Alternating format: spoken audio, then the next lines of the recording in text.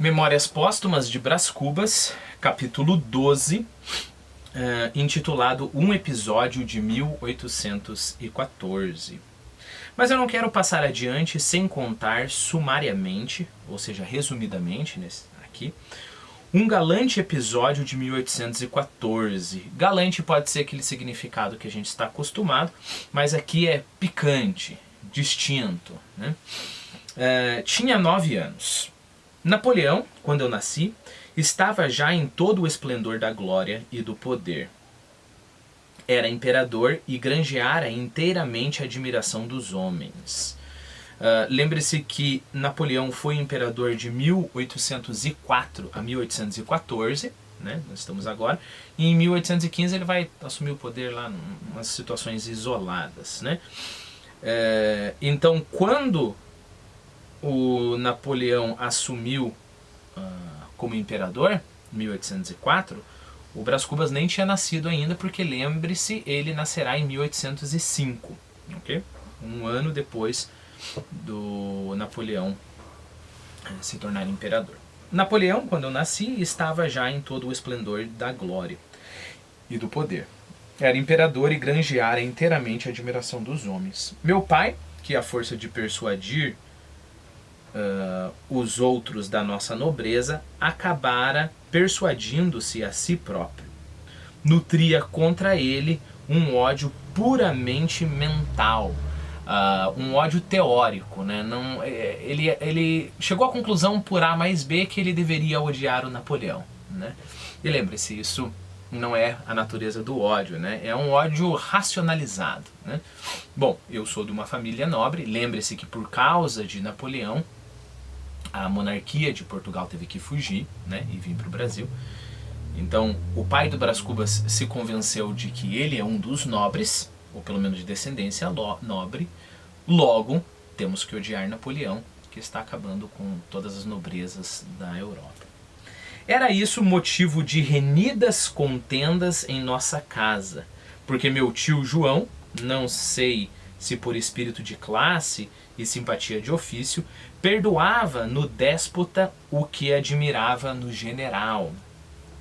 Ele era um general tão genial que o fato dele ser imperador, querer dominar o mundo, a gente releva.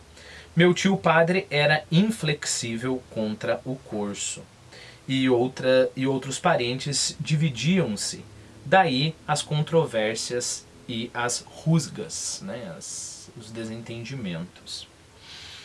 Chegando ao Rio de Janeiro, a notícia da primeira queda de Napoleão, houve naturalmente grande abalo em nossa casa. Mas nenhum chasco ou remoque, né? A gente vai ver melhor no final do vídeo, mas eu coloquei ali no Quizlet, chasco, gracejo, mordaz, né? E remoque é uma insinuação, uma zombaria, né? Insinuação maliciosa. Então, ninguém tentou tirar sarro do outro ali por via das dúvidas, né? Os vencidos, testemunhas do regozijo público, julgaram mais decoroso o silêncio. Alguns foram além e bateram palmas.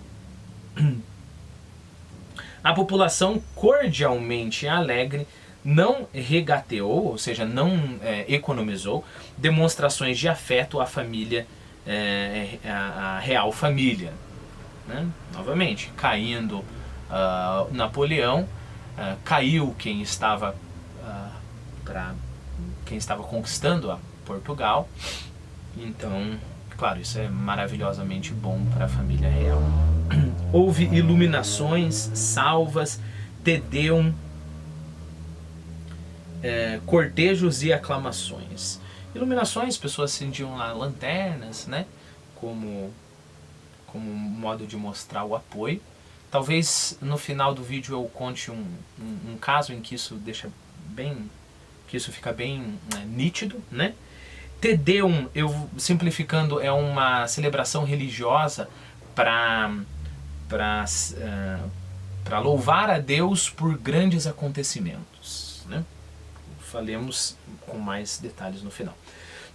Figurei nesses dias com um espadinho, ou seja, uma espadinha, né, uma pequena espada, com um espadinho novo, que meu padrinho me dera no dia de Santo Antônio.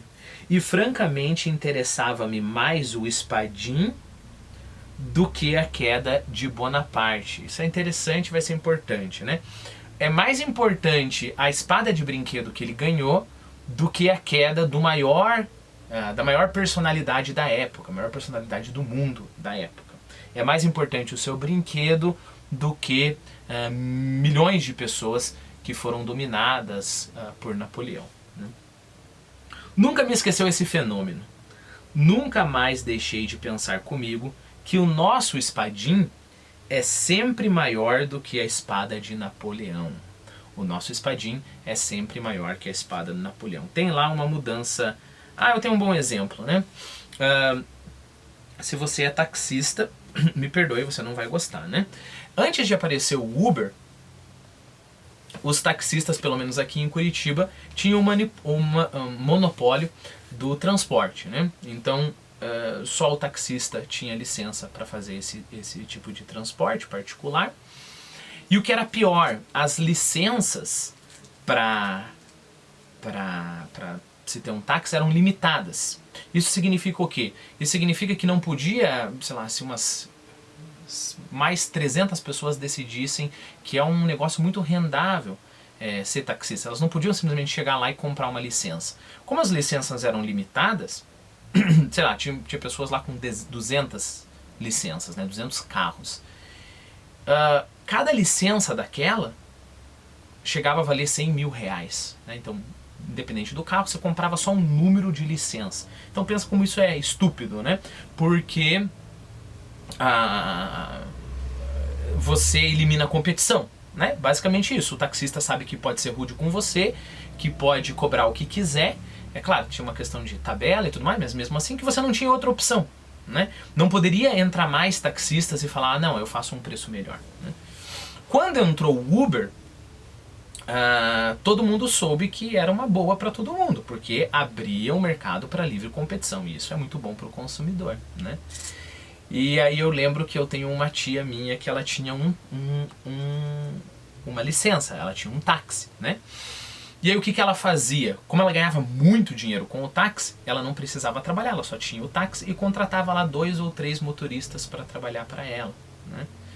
E aí, é claro, quando o Uber chegou, os caras pensaram, por que eu vou trabalhar para ela, dar não sei quantos % do meu rendimento, se eu posso simplesmente com o meu próprio carro fazer esse transporte, né? E o meu irmão, conversando com ela, falou que ela estava extremamente revoltada, que era uma coisa absurda, né? E o meu irmão falou para ela, olha tia, tudo bem, para você é um absurdo, você investiu 100 mil reais e agora você está perdendo esse dinheiro.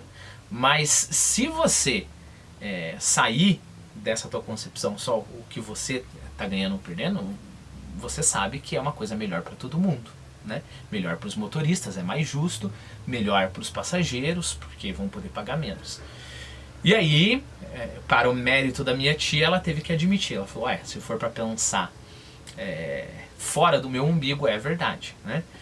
Olha que interessante, então a minha tia, nesse caso, depois do argumento do meu irmão, foi aquela que viu que a espada de Napoleão é maior do que o seu espadim. Mas o que as pessoas geralmente fazem? Não, é o meu espadim que é mais importante. Um outro caso, né? Vai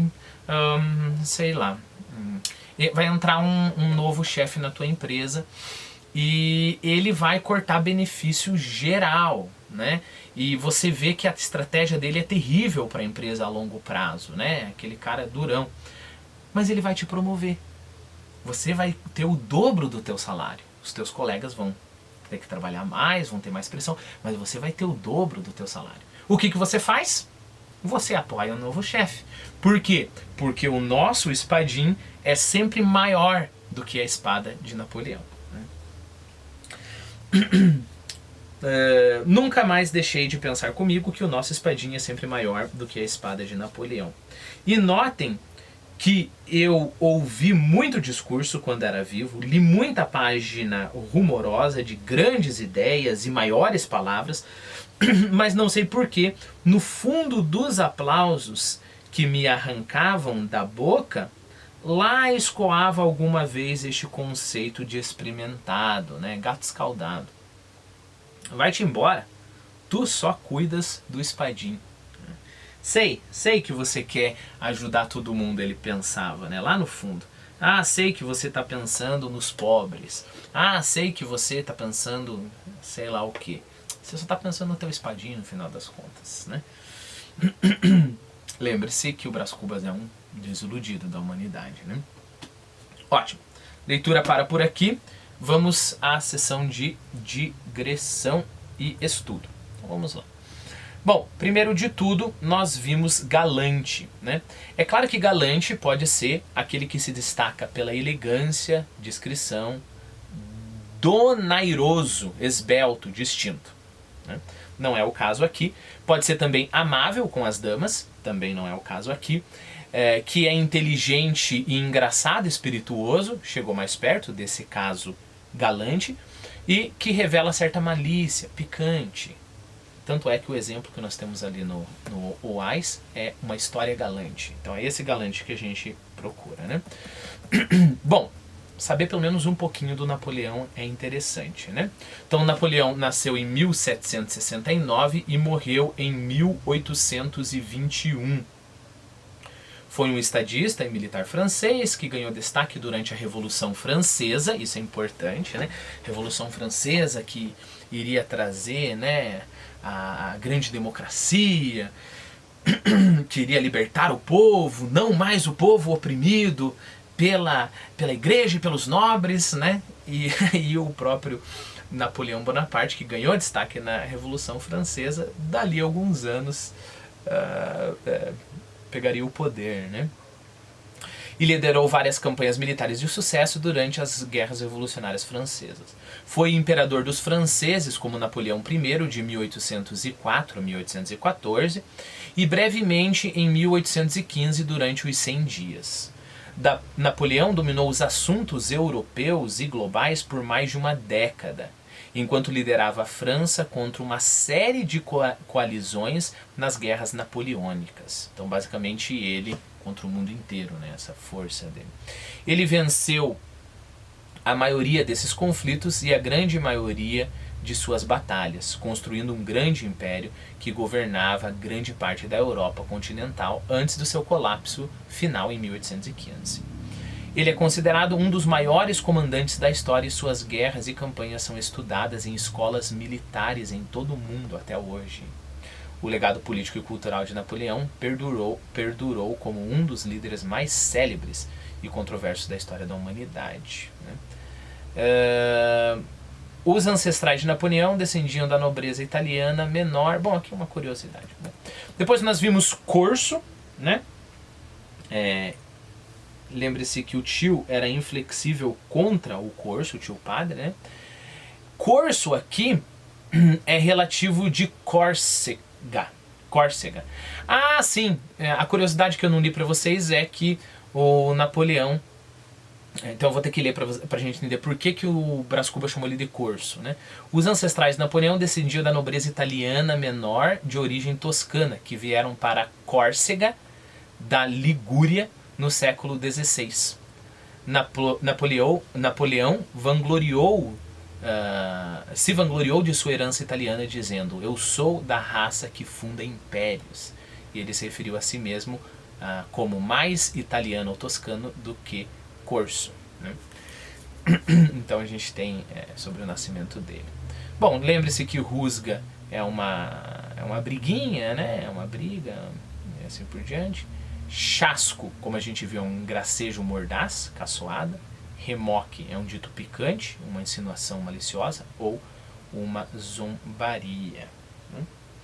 E próximas palavras estarão no próximo vídeo.